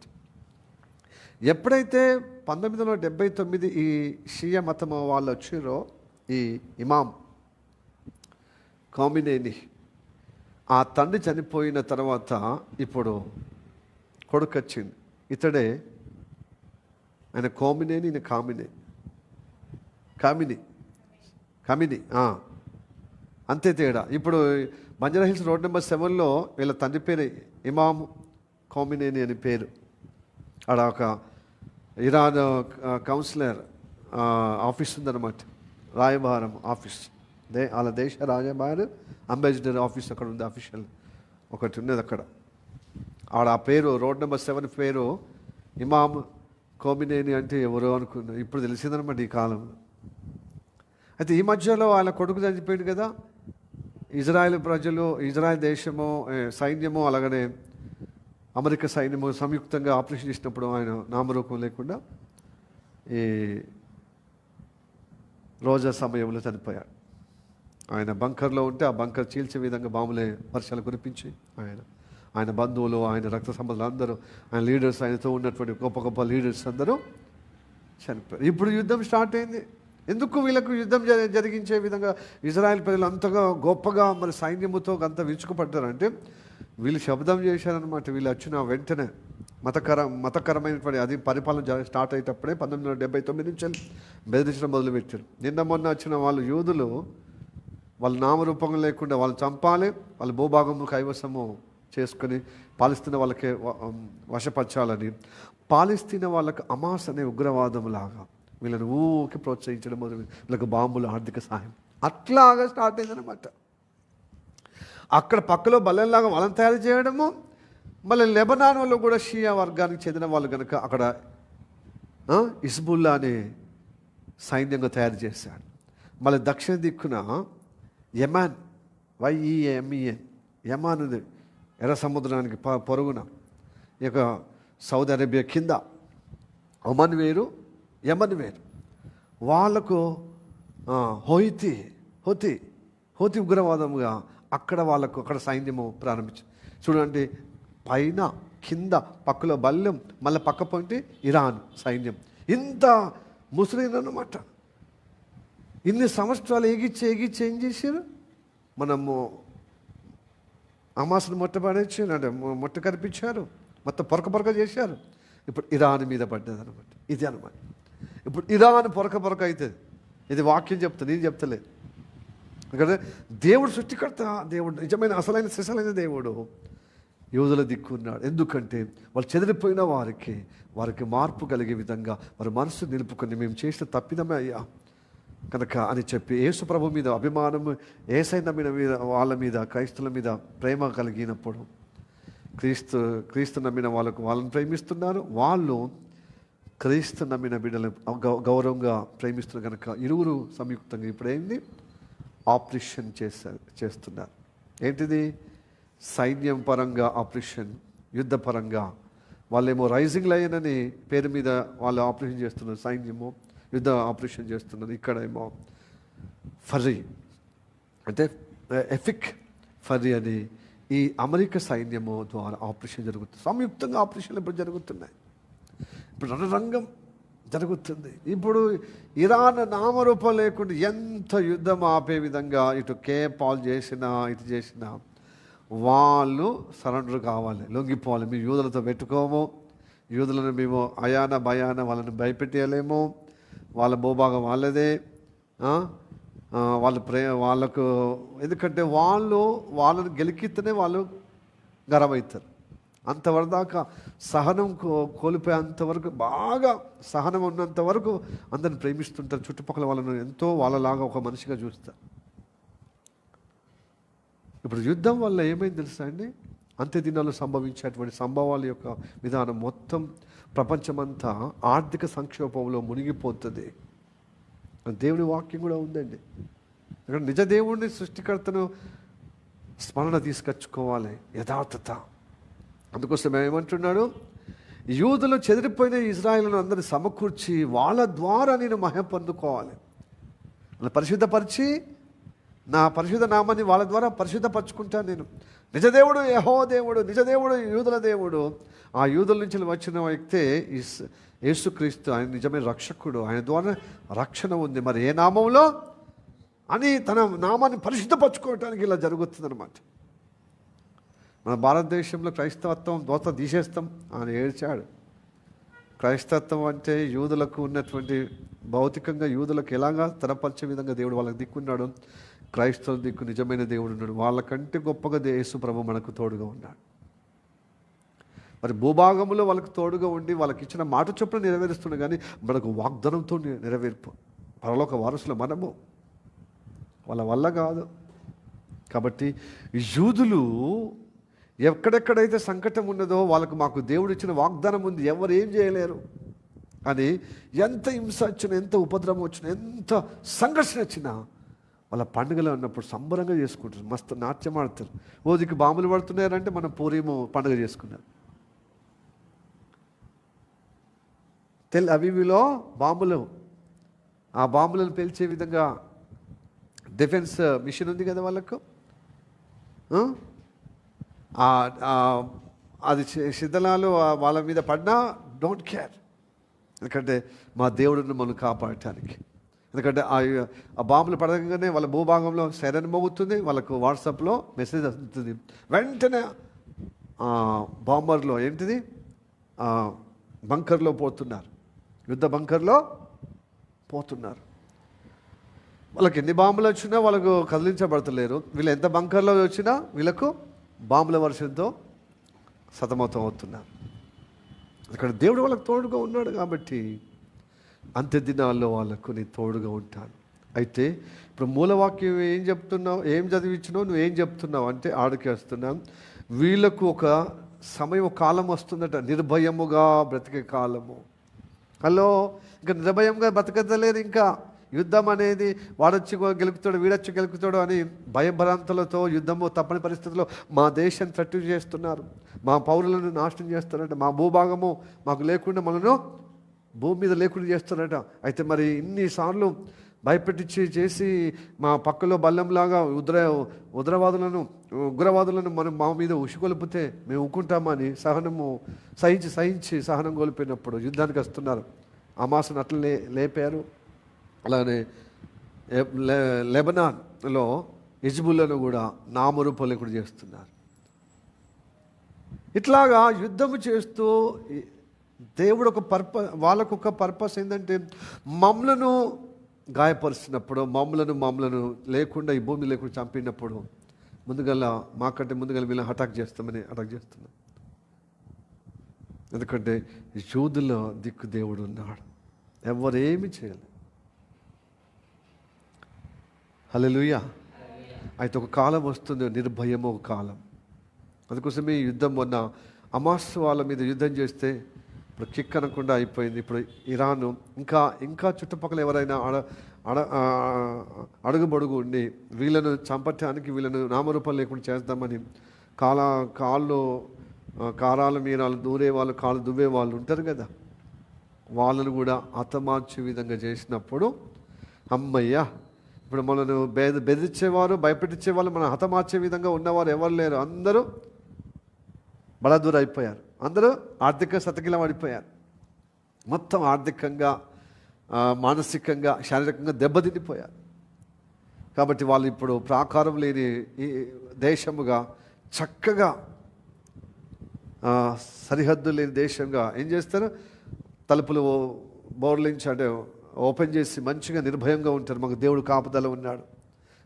చుట్టుపక్కల శత్రువులందరికీ హతమార్చిన కదా, దేవుడు భయం వచ్చింది కదా, అరే దేవుడు వీళ్ళకి తోడుగున్నాడు కాబట్టి, మనం ఏం చేయలేమురా, నువ్వేం చేయలేరురా అని చెప్పి ఏం చేస్తారు, ఇప్పుడు నిర్భయముగా ఉండే పరిస్థితి వస్తుంది. ఇంకా రాబోతుంది. ఇంకా ఇవన్నీ చర్యలన్నీ ఒక నిర్భయమైన వాతావరణంలో ఉండటానికి దేవుడు కాలాన్ని చూపించడానికి దేవుడు మనం సిద్ధపరుస్తున్నాడు. ప్రియ దేవులారా, వారు నిర్భయముగా ఉన్నప్పుడు క్రైస్తవులు గుర్తు చేసుకొచ్చుకోవాలి, అంత్య దినాల్లో వచ్చి ఉన్నాం, మహాశ్రమలు పొంచి ఉన్నది. ఈ ప్రపంచంలో ఇలాంటి యుద్ధాలు మతపరంగా, దేశపరంగా, ఆర్థిక పరంగా ఇట్లా కొట్టుకొని చచ్చిపోయే విధంగా, దివాలా తీసే విధంగా అవుతారు చూడు, అప్పుడు వన్ గవర్నమెంట్ ప్రభుత్వం రాబోతుంది. అయితే ఇది జరిగిన తర్వాత ఈ ఇరాన్ మీద ఇంకా కొన్ని చెదురుమదురు ఉన్నటువంటి దేశాలు వీటి మీద పడినప్పుడు వీరి ప్రతాపం ఏంటిదో, వీళ్ళ బలం ఏంటిదో, వీళ్ళ బలం ఏంటిదో, టెక్నాలజీ పరంగా, యుద్ధ పరంగా అనేక విధంగా దేవుడు వాళ్ళ తోడుగా ఉండి చూపించినప్పుడు, తన దేవుని మహిమ చూపించినప్పుడు అందరూ తగ్గిపోతారు కదా, అప్పుడు నిర్భయముగా ఉంటారు. అప్పుడు దేవాలయం, మూడో దేవాలయము, ఇస్లాం సహోదరులు అంటారు కదా, అల్ అక్సా మసీద్, వాళ్ళు ఇప్పుడు ఆ దేవాలయాన్ని తన సొలొమోను కట్టిన దేవాలయంగా యెహోవా మందిరం కట్టి అనుదిన బలులు కార్యక్రమాలు చేసుకుంటూ వాళ్ళ నిర్భయముగా ఉండే స్థలములో ఇప్పుడు రష్యా ఉందే, ఒక దేశం అయితే ఇదిగో తరిమి తరిమి చంపుతున్నారు. మనం అందరము శత్రువులు అందరం ఒకటైదామని మెల్లమెల్ల సాపగిరిలాగా. రష్యా మిత్ర దేశాలు, అప్పుడు ఇరాన్ కూడా ఉంటుంది, పర్షియా దేశం కూడా ఉంటుంది, జర్మనీ ఉంటుంది. ఇప్పుడు జర్మనీ ఇటు అనుకూలం ఉంది. ఇప్పుడు అమెరికాకు ఇజ్రాయెల్కు రేపు ప్రతికూలం మారిపోతుంది జర్మనీ కాలక్రమే. జర్మనీ, లెబనాను,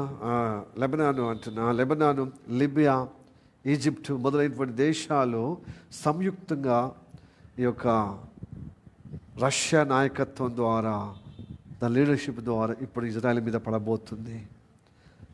ఆర్థికంగా చతికిపోయింది కదా. ఇప్పుడు ఉక్రెయిన్ మీద 4 సంవత్సరాలు బాంబులు వేసేదే ఇస్తుంది. ఒక బాంబు $500 ఉంటుందంటండి. $5,500 అట్లా. ఒక వారం రోజులు అంటే 7,000 లక్షల ఇంత డాలర్లు ఖర్చు అవుతుందంట. ఇంకా ఎక్కువనే కానీ తక్కువ కాదు. అట్లాగా రష్యా దిగజారిపోతుంది ఆర్థికంగా.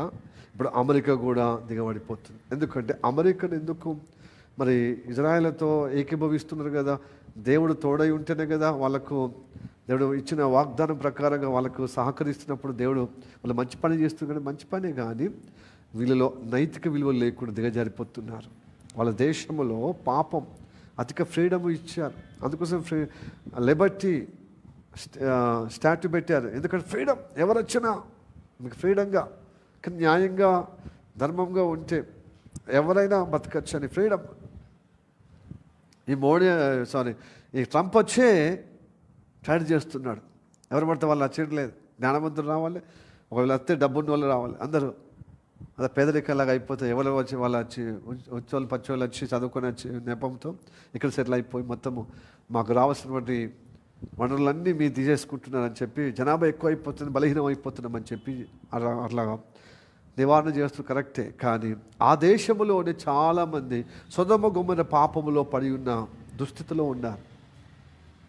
గే సిస్టమ్, ఆడవారు పెళ్లి చేసుకోవడం, మగవాళ్ళు పెళ్లి చేసుకోవడం, మళ్ళీ 2 in 1గా ఇటు ఆడవాళ్ళతోని సంసారం చేసుకుంటూ అటు మగవాళ్ళతోని అనుబంధం పెంచుకున్న 50-50 వాళ్ళు, ఇలా రకరకాలుగా మరి పాపం పెరిగిపోయి ఉన్నప్పుడు దేవుడు వాళ్ళను సహిస్తూ భరించి ఏం చేస్తే సొదొమ గొమొర్రా ఎలా నశింపజేసిండో, ఇసుక తుఫాను, అగ్ని తుఫాను, ఇలా అనేక తుఫాను, ప్రకృతి వైపరీత్యాల ద్వారా మనం బలహీనం చేసి ఆర్థికంగా సతగిలబడిపోతారు.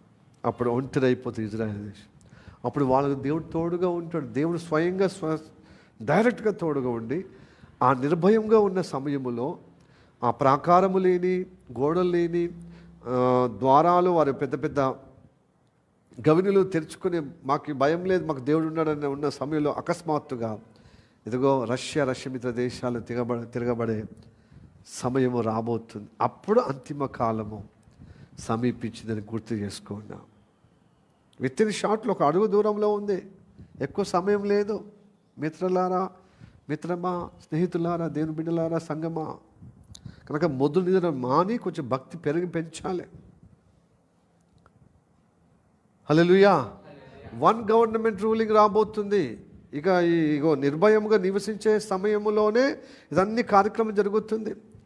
ఇజ్రాయెల్ను, యూదులను ఎవరు ఏమి చేయలేరు. ఒక కాలం ఉంటుంది, ఇప్పుడు వీళ్ళు నిర్భయముగా, నిశ్చింతంగా, ధైర్యంగా నటనమ నివాసం ఉన్నటువంటి ఈ ఇజ్రాయెల్ దేశం మీదకి ఇదిగో వస్తుందన్నమాట రష్యా. ఈ రష్యా వచ్చే సమయంలో, రష్యా మిగతా దేశాలు వచ్చే సమయంలో 1 గవర్నమెంట్ అవుతుందన్నమాట. అప్పటికే ప్రజలందరూ, ప్రపంచమంతా దిగాలపడితే ఏంది యుద్ధం అక్కడెక్కడో యుద్ధం జరిగితే, ఫస్ట్లో రష్యాను ఉక్రెయిన్ యుద్ధం జరిగితే అప్పుడు పామ్ ఆయిల్, ఎడిబుల్ ఆయిల్ అంటే వంట నూనె పెరిగింది కదా. 70-80 రూపాయలు ఉండాల్సిన 150, 160, 200 దాకా పోయింది. 215, 220 దాకా. ఇప్పుడు మళ్ళీ ఆ రేటు అక్కడనే ఆగిపోయింది, 150, 160 అంతే కదా. ఇప్పుడు క్రూడ్ ఆయిల్ అంటే గ్యాసు, వంట సంబంధించిన క్రూడ్ ఆయిల్ అంటే పెట్రోలు, డీజిల్ మొదలైనటువంటి అక్కడ ఆగిపోయింది. ఇరాన్ అంటుంది, ఇరాన్ సరిహద్దులో ఓ విషయం నేను తెలుసుకోవాలి. పశ్చిమ సైడు అంటే గల్ఫ్ దేశంలో హిందూ మహాసముద్రము అంటే గల్ఫ్ దేశం వైపున ఉన్నది అరబిక్ సీ అంటారు కదా, అరబిక్ సముద్రం కదా. అరబిక్ సముద్రానికి కొంచెము జలసంధి లాగుంటుంది అనమాట. ఇరాన్కును యూఏ, దుబాయ్, అబుదాబి ఉంది, యూఏ, ఒమాన్, ఖత్తర్, కువైట్, బెహ్రాన్ జలసంధి అని ఉంటుంది అనమాట. దాని పేరు హోర్ముజ్ జలసంధి అంటారు. అక్కడ పెట్రోలింగ్ చాలా క్రూడ్ ఆయిల్ మన ఇండియాకు, ఆసియా కాంటినెంట్కు, అలాగనే చైనా, జపాన్, సింగపూర్, మలేషియా వస్తారనమాట. ఎక్కడ షిప్లు అక్కడనే అటు సైడ్ ఇటు సైడ్ ఆగిపోయినాయి. అరబిక్ సీ నుంచి ఆ జలసంధికి ఏంటిది హోర్ముజ్ అనే జలసంధి అన్నమాట దాని పేరు. అది అటు పోకుండా లోపలికి పోకుండా అది ఇటు రాకుండా గేట్ దగ్గర ఉందన్నమాట, కావాలి కాసే విధంగా. ఇరాన్ ఇటు లోపల ఉన్న షిప్లో అరబిక్ సీ పోయినా, అరబిక్ సీ ఉన్న జలసంధి నుంచి మార్గంలో హోర్ముజ్ అనే జలసంధి ద్వారా లోపలికి వస్తే వాళ్ళను వేస్తాము, వీళ్ళనే వేస్తాం బాంబులతో. అంటే ఎక్కడక్కడ ఆగిపోయినాయి, 100,000 అయిపోయినాయి. ఇప్పుడు 4 రోజులు 5 రోజులు కదా. సో ఇప్పుడు గ్యాస్ పెరిగింది. ఇప్పుడే 6 రోజుల యుద్ధం, 6 రోజులు కూడా 5-6 రోజులు 7 రోజులు యుద్ధం. శనివారం నైట్ మొదలైనటువంటి యుద్ధానికి ఇప్పుడు నిన్నటి శనివారానికి ఎక్కడికక్కడ గప్చుప్ అయిపోయింది. నిన్నటి న్యూస్లో విన్నాను, గ్యాస్కు 60 రూపాయలు పెరిగినాయి. గ్యాస్ మతుకు ఒక్కొక్క గ్యాస్ మతుకు 60. ఇక పెట్రోల్, ఇక డీజిల్, ఇవి పెరిగితే ట్రాన్స్పోర్ట్ పెరుగుతుంది. ఈ ట్రాన్స్పోర్ట్ పెరిగితే, ట్రాన్స్పోర్ట్ అంటే కూరగాయలు మోసేది, వస్తువులు సరుకులు మోసేటువంటి బండ్లు కిరాయి పెరిగితే, ఆ కిరాయి పెరిగినప్పుడు ఆ సరుకులు పెరుగుతాయి. వాళ్ళతో కిరాయి పెంచుతారు కదా, డీజిల్ పెరిగింది మరి అంటే సరుకులు పెంచుతారు. మొత్తం ఇప్పుడు గుదిబండ సామాన్య మానవుడికి. ప్రపంచవ్యాప్తంగా ఆర్థిక మాంద్యముతో, అలాగనే మతపరంగా, రాజ్యపరంగా గొప్పగా బలహీనమైపోతారు. అయితే ఒకటి, యేసయ్యను నమ్ముకుంటే పరిష్కారం దొరుకుతుంది.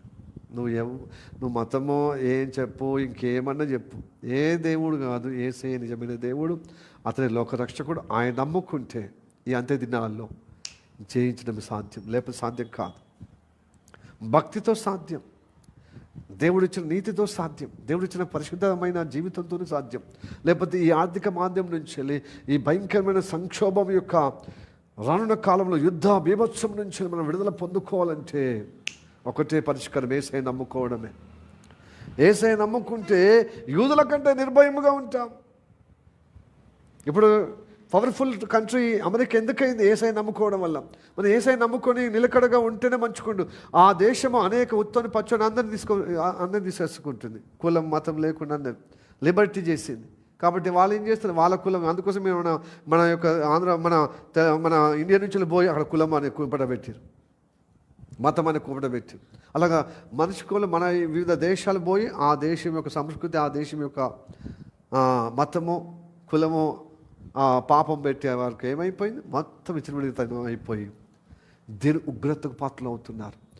దేవుడు నమ్ముకున్నట్టు కాదు, దేవుడు నమ్ముకున్న వాళ్ళు ఉన్నారు, కానీ రోజు రోజుకు దేవుని నమ్మి వాక్యానుగుణంగా ఆ ప్రవచన వాక్యంగా సరైన బోధించే వాళ్ళు లేక, ఆ బోధకులు బోధ లేక, వాళ్ళు దేవునితో కనెక్ట్ కలిగినటువంటి ఆ వాక్యము సరైన రీతిగా పరిశుద్ధాత్మ ద్వారా అర్థం చేసుకోకుండా ఈ బతికొచ్చిన వాళ్ళతో లాగానే బ్రతుకుతూ మొత్తం కులము మతములో, ఆ పాపములో, ఆ గే సిస్టములో, ప్రకృతి విరుద్ధమైనటువంటి పాపమ శోధనలో, బైబిల్ విరుద్ధంగా ప్రవర్తనతో దేవుని ఉగ్రతకు పాత్రలు అవుతున్నారు. కాబట్టి దేశం మొత్తం దేవుల పడిపోతుంది. అమెరికా దేశం. మన ట్రంప్ని పిచ్చోడు అనుకుంటున్నాం. ట్రంప్కి నయం బైబిల్ చేత పట్టుకొని కొంత సంస్కరణ చేస్తున్నాడు, అంతే కదా. మరి మన దేశ అభివృద్ధి కోసం ఇప్పుడు మన దేశాన్ని కూడా కంట్రోల్ చేస్తున్నాడు. దేశాన్ని కూడా కంట్రోల్ చేసి ఏమంటుంది తెలుసా? ఇప్పుడు ట్రంప్ సరే క్రూడ్ ఆయిల్ వస్తలేదు కదా మీ దేశానికి, ఒక 4 రోజులకు ఒప్పందం చేసుకో ఏది రష్యాతో అంటే ట్రంప్ చెప్తే మోడీ వింటున్నారు. అంటే మోడీ జుట్టు ట్రంప్లో ఉందని తెగ వైరల్ అవుతున్నమాట సోషల్ మీడియాలో. వార్త, ఎలక్ట్రానిక్ మీడియా, అలాగనే సోషల్ మీడియాలో. ఇప్పుడు పీక్కులక లాక్కులక మతోన్మాదులు ఏదో సర్ది చెప్పుకుంటారు కానీ అది జరుగుతలేదు. కాబట్టి కొంతవరకే ప్రభావం. ట్రంప్ నా ప్రెసిడెంట్గా దిగిపోయిన తర్వాత దేవుని చిత్తం ప్రకారంగా కొన్ని కార్యక్రమాలు దేవుడు ప్రవచన వాక్యాలు నెరవేర్చే విధంగా అతను వాడుకుంటాడు. ఆయన దిగిపోయిన తర్వాత అమెరికాకు స్టార్ట్ అవుతుంది కౌంట్ డౌన్, బలహీనం అవటం ఇప్పటికే అయిపోతుంది. కాబట్టి ఏ దేశములో ఏ భేదం లేదు, అందరూ దేవుడిచ్చిన ఆశీర్వాదం పొందలేనటువంటి ఆ దౌర్భాగ్యమైన పాప శాపంలో ఉన్నారు కనుక దాని నుంచి విడుదల పొందుకొని యేసయ్యను నమ్ముకొని ఉండాలి. యేసయ్యను నమ్ముకొని పేరుగా యేసయ్యను నమ్ముకొని సరిపోదు. ఏదే ముక్తి కోసమో కాకుండా, భుక్తి కోసం తిండి కోసమో కాదు, గింజల కోసం తిండి గింజల కోసము, వస్త్రాల కోసం, సుఖభోగుల కోసం కాదు. యేసయ్యను నమ్ముకొని ప్రవచన వాక్యం నెరవేర్పుగా నీ పట్ల దేవుని సంకల్పము నెరవేర్చే విధంగా, ఆధ్యాత్మికంగా నేను ఎదిగే విధంగా సావాసములో మార్పు చెందుతూ ఆ క్షయ ఉన్న నీ జీవితం అక్షయతలో నీ ఆత్మీయ జీవితం కట్టుకుని యేసయ్య రాకడకు సిద్ధపడే విధంగా ఈ లోక సంక్షోభానికి, ఆర్థిక ఇబ్బందులకు, యుద్ధాలకు ఇబ్బంది, ఆ కులముతో మతముతో ఇబ్బంది పడకుండా నేను జయించే విధంగా నడిపించాలంటే యేసయ్య నమ్ముకుని యేసయ్య సాధన కలిగి ఉండాలి, యేసయ్య భక్తిలో ఉండాలి. హల్లెలూయా, హల్లెలూయా. అప్పుడే ఇజ్రాయెల్ ప్రజలు అక్కడ, యూదులు అక్కడ నిర్భయంగా బతుకుతాం, ధైర్యంగా బతుకుతాం, నిశ్చయ కలిగి ఉంటాం.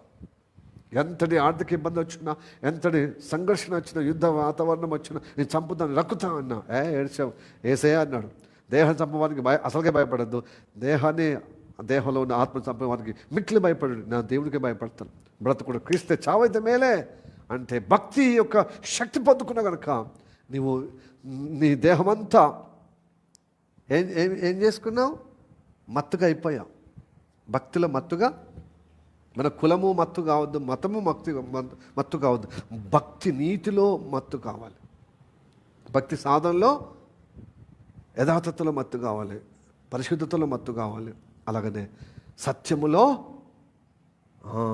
అనస్థీషియా ఇంజెక్షన్ ఇచ్చినట్టుగా మొత్తం ఆత్మీయ జీవితంలో భక్తి మత్తులో ఉండాలన్నమాట. ఎవడేది హింసించినా, మనం నిందలు మోపినా, అవమానపరిచినా, మనల్ని గొప్పగా హతమార్చే విధంగా చేసినా బ్రతుకుట క్రీస్తు చావైతే మేలే.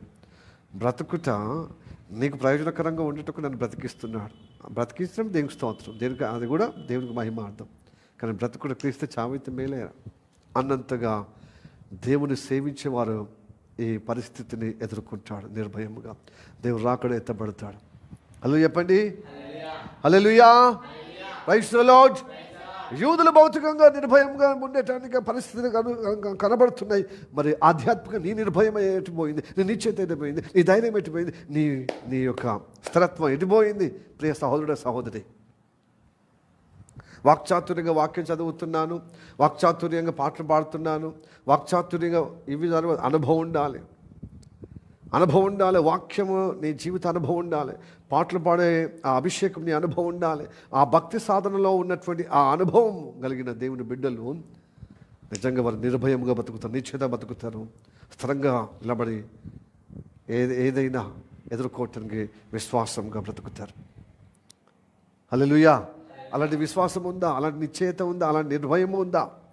నిర్భయముగా ఈ పరిస్థితులు అందుకోసం మనకు తెలియజేస్తున్నాడు. ఇవి తస్మై జాగ్రత్త బిడ్డలారా, నిర్భయముగా, నిశ్చయతగా, ధైర్యంగా, యథార్థంగా మీరు ఏ విధంగా భక్తిలో ఉంటే ఎంత మాత్రం ఏది మీకు హాని కలగదు. లోకాన్ని జయించాను కనుక మీరు విశ్వాసాన్ని బట్టి ఈ లోకాన్ని, ఈ ఉపద్రవాన్ని, ఈ కష్టకాలాన్ని, ఈ యుద్ధ బీభత్సాన్ని, ఈ యుద్ధ వాతావరణం, ఈ యుద్ధ వార్తల భయము, ఆందోళన మీద మీకు జయం ఉంటుంది. హల్లెలూయా చెప్పండి. ఆర్థిక మాంద్యం మీద జయం ఉంటుంది. దేవుని ఆశీర్వాదం వల్ల మీకు ఐశ్వర్యం పెరుగుతుంది. అది కష్టాన్ని బట్టి కాదు. కొంచెం కష్టపడి దేవుని సేవించండి, ఆ కష్టములో అద్భుతమైన ఆశీర్వాదం వస్తుంది. ఆ చిన్న బాలుడికి 5 రొట్టెలు 2 చేపలు ఇస్తే దేవుడు మల్టిపుల్గా ఆశీర్వదించలేదు. అట్లాగా నీకు చిన్నదే కావచ్చు, దేవుని భక్తి చేస్తూ దేవుడు చిన్నప్పటి నుంచి పెద్దగా చేస్తాడు, గొప్పగా ఆశీర్వదిస్తాడు. దేవుని ఆశీర్వాదం వల్ల ఐశ్వర్యం పెరుగుతుంది, మనం గొప్పగా అభివృద్ధి చెందుతాం, ఫలభరితంగా మారుతాం. కాబట్టి దేవుని ఆశీర్వాదము యొక్క కార్యక్రమాలు మనము సాగిపోవాలి. ఉదయం సాయంత్రం వ్యక్తిగతంగా పరిశుద్ధంగా పరిశుద్ధులతో సహవాసంగా దేవుడు చెప్పినట్టుగా లోబడదాము. యోధులు ఎలాగా భౌతికంగా వాళ్ళ నిర్భయము కలిగి ఉంటారో అంతకంటే ఆధ్యాత్మికంగా నిర్భయముగా నిశ్చయంగా పరలోక రాజ్యానికి కొనిపోబడే విధంగా యేసయ్య రాకడలో ఆయన తీసుకుపోయే విధంగా వస్తాడు. అలాంటి నిర్భయం కలిగిన వారు, నిశ్చయత కలిగిన వారు, విశ్వాసంతో ఎదురు చూస్తున్నవారు, యెహోవా కొరకు రక్షణ కొరకు ఎదురు కనిపెట్టి వారిని తీసుకుపోవటానికి సిద్ధంగా ఉన్నాడు. Are you ready? అతను రాకడ ఎదుర్కోవటానికి నువ్వు రెడీ, నేను రెడీగా భక్తి సాధనలో ఉంటేనే సాధ్యమవుతుంది. కాబట్టి టీవీల ముందట, సెల్ ఫోన్ ముందట టైంపాసులు, బాతకానీలు, ముసలక ముచ్చలు, అనవసరమైన అపవిత్రమైనటువంటి ముచ్చలు వాని మీద వీని మీద వాళ్ళ మీద ఉంటే నడవదు. ఇప్పటి నుండి కుటుంబంలో దేవుని వాక్యంగా ఉన్నవారు ఒక దిక్కు ఉంటారు, వాక్యం లేని వాళ్ళకు తండ్రికి కొడుకు పడదు, కోడలకు అత్తకబడదు. ఎందుకు? వాక్యానికి విభేదించబడతారు. నేను అంటలేను, వాక్యం ఉంది. మీకా ప్రవక్త చెప్తున్నాడు. చివరిగా మీకా ప్రవక్త 7వ అధ్యాయము 6-7 వచనాలు చదువుదాం. ఇక అయిపోయింది.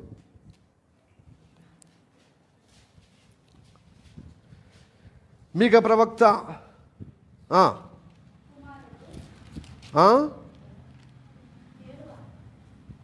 7వ అధ్యాయము 6-7 వచనాలు చదువుదాం. కుమారుడు తండ్రిని నిర్లక్ష్యం పెట్టుచున్నాడు, కుమార్తె కుమార్తె తల్లి మీదికిని కోడలు అత్త మీదికిని లేచెదరు. ఎవరి ఇంటి వారు దేవుని బట్టి, క్రీస్తు న్యాయమైన భక్తిని బట్టి, యథార్థతను బట్టి, భక్తి సాధన బట్టి, నీతిని బట్టి, సత్యాన్ని బట్టి, న్యాయాన్ని బట్టి, పరిశుద్ధతను బట్టి అవుతారు. అయినను యెహోవా కొరకు నేను ఎదురు చూచేదను, రక్షణకర్తవు నా దేవుని కొరకు నేను కనిపెట్టి ఉందును. నా దేవుడు నా ప్రార్థన ఆలకించును. అలాంటి వారిని ఆలకించి తీసుకుపోవటానికి రాబోతున్నాడు. నా తల్లి మేస్తలేదు, నా తండ్రి మేస్తలేడు, నా కోడలు అంటే ఇష్టపడతలేదు, నా అత్త జాంతన్న ఎవరి భక్తి వాళ్ళది. కోడలే, అత్తదే, కొడుకుదే, తండ్రిదే, కూతురుదే, బిడ్డదే, తల్లిదే, అమ్మదే. ఓకే, హల్లెలూయా, ప్రైజ్ ది లార్డ్.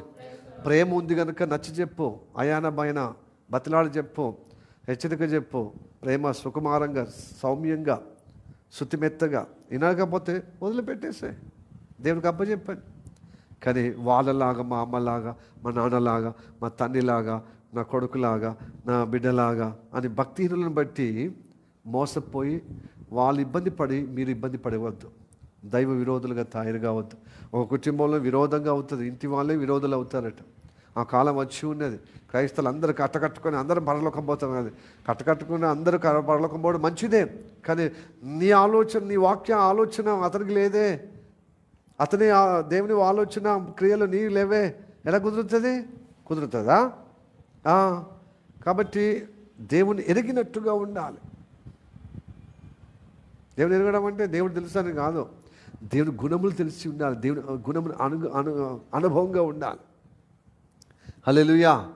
దేవుని పేరు తెలుసుకోవచ్చు, నాకు యేసయ్య అంటే తెలుసు కాదు, యేసయ్య గుణములు తెలుసుకోవాలి. అప్పుడు నేను ఎరిగిన వాడిగా, కనుక నన్ను ఎరిగిన వాడు నేను గణపరుస్తా అన్నాడు. అట్లా ఆయన గుణములు నీ అనుభవంగా తెలుసుకోవాలి, నీ అనుభూతులు తెలుసుకోవాలి, నువ్వు భక్తి సాధనలో తెలుసుకొని ఆయన మహిమార్థంగా నిలబడాలి. అట్టి వారికి తీసుకుపోవడానికి యేసయ్య వస్తున్నాడు. హల్లెలూయా, ప్రైజ్ ది లార్డ్, హల్లెలూయా. ఈ ప్రవచన వాక్యం యూదుల్లో నెరవేర్చిన దేవుడు మనల్ని నెరవేర్చే విధంగా నడిపించునుగాక. దేవుడు మనల్ని దీవించునుగాక. తల్లి వంచి కనుమూసుకుని ప్రార్థన చేద్దాం.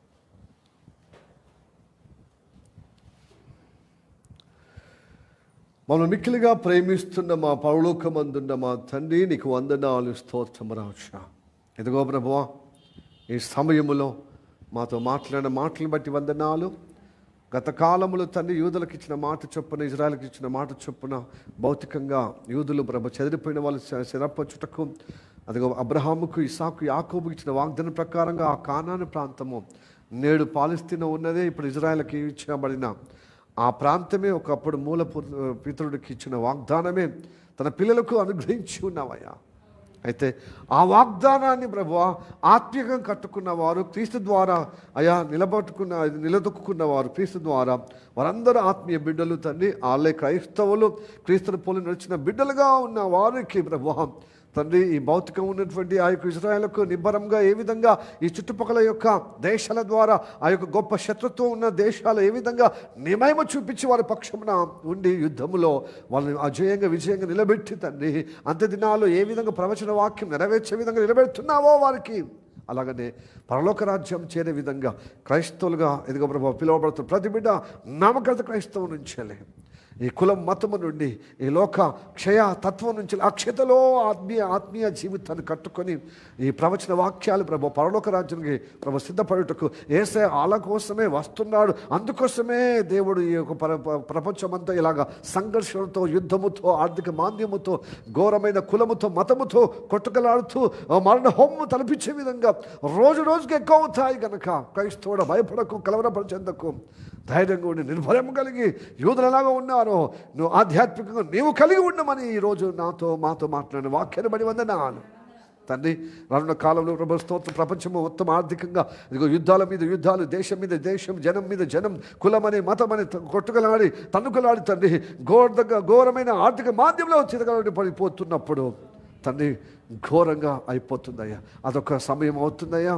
ఇజ్రాయెల్ ప్రజలు నిర్భయముగా తన నివాసం ఉన్నప్పుడు వాళ్ళ డోర్లు కానీ, వాళ్ళ గడియలు కానీ, వాళ్ళ అడ్డగడియలు కానీ, వాళ్ళ ప్రాకారం కట్టుకోకుండా చక్కగా నిర్భయంగా ధైర్యంగా నివసించే సమయంలో రష్యా మిత్ర దేశాలు తండ్రి అనేకమైనటువంటి దేశాలు కలుసుకొని ఈ దేశం మీద పడబోతున్న సమయంలోనే దేవా నువ్వే ప్రత్యక్షంగా యుద్ధం చేస్తున్నావు ఇజ్రాయెల్ పక్షంగా.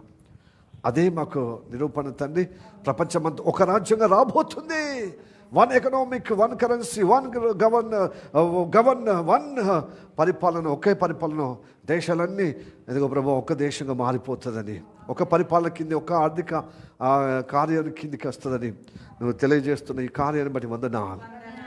ఆ సమయంలోనే మహాశ్రమలు స్టార్ట్ అవుతాయా, దాంట్లో యేసయ్యను ఎదుర్కొనే విధంగా మనం సంసిద్ధులుగా చేయటకు సహాయం చేయండి ప్రభు. నిర్లక్ష్యము, అసమర్థత ప్రభు స్తోత్ర, సోమరితనము తన ఇదిగో ప్రభా మందగించతనము మొదలైనటువంటి ప్రతి వ్యతిరేక వేషము దృఢపరచబడుగాక. భక్తుల చురుకుతనము దయచేయము, విశ్వాసము దయచేయము ప్రభా. నీ జీవములో నింపబడుటకు సహాయం చేయం. నీ జీవము నుంచి, ఆ శ్రద్ధ నుంచి, నిద్రపోతనము నుంచి కాపాడమని ప్రార్థన చేస్తున్నాం. మాలో చురుకైన జీవితంలో ఆ పరిస్థితిలో మమ్మల్ని నడిపించమని, భక్తిలో విసుకకుండా, సనుక్కుండా, గుణకుండా, యథార్థంగా నేను భక్తి చేయాలని ఒక తపన కలిగి అందరిలో నీ కృప ద్వారా, నీ పరిశుద్ధాత్మ కదలికలు, నడిపింపు, నీ ప్రవచన వాక్యం చేత మేము కట్టబడి ఉజ్జీవపడే విధంగా నిలబెట్టమని ప్రార్థన చేస్తాం.